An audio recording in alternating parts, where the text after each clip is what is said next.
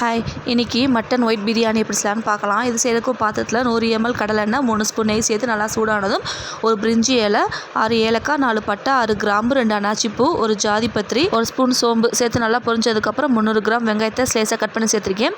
அதுவும் பாதி வதங்கினதும் 8 பச்சை மிளகாவும் சேர்த்துக்கோங்க. இதோட காரம் இந்த பச்சை மிளகா மாத்திரம்தான், எந்த மசாலா பொருட்களும் சேர்க்க போகிறது கிடையாது. நல்லா 8லேருந்து 9 பச்சை மிளகா சேர்த்துக்கோங்க.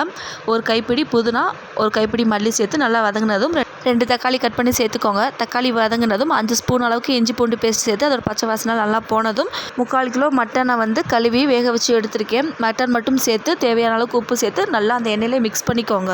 இப்போ மட்டன் நல்லா மிக்ஸ் ஆனதும் ஒரு 1/4 கப் அளவுக்கு தயிர் சேர்த்துக்கிறேன். தயிர் சேர்த்து அதையும் நல்லா மிக்ஸ் பண்ணிக்கோங்க.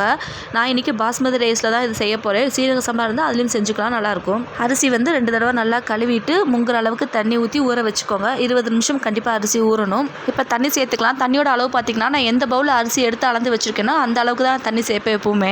அரிசி 20 நிமிஷம் கண்டிப்பாக ஊறினா அந்த தண்ணி அளவு கரெக்டாக இருக்கும். இல்லை அரிசி கம்மியாக ஊறிச்சுன்னா எக்ஸ்ட்ரா ஒரு டம்ளர் சேர்த்துக்கோங்க. இது கூட ஒரு சின்ன எலுமிச்சம்பழத்தோட சாறு சேர்த்துக்கோங்க. சேர்த்து நல்லா மூடி போட்டு நல்லா கலந்து விட்டதுக்கப்புறம் தண்ணி நல்லா ட்ரை ஆனதுக்கப்புறம் மேலே ஒரு ஸ்பூன் நெய் சேர்த்து தம் போட்டுக்கலாம். நான் இன்னைக்கு தம் தோசைக்கல் அடியில் வச்சு மேலே ஒரு வெயிட்டான பாத்திரத்தை வச்சு 10 நிமிஷம் ஹை ஃப்ளேம், 10 நிமிஷம் லோ ஃப்ளேமில் வச்சு தம் போட்டேன். சாதம் நல்லா பொலுன்னு சூப்பராக இருந்துச்சு. இதை ட்ரை பண்ணி பார்த்துட்டு எப்படி சொல்லுங்கள். இன்னொரு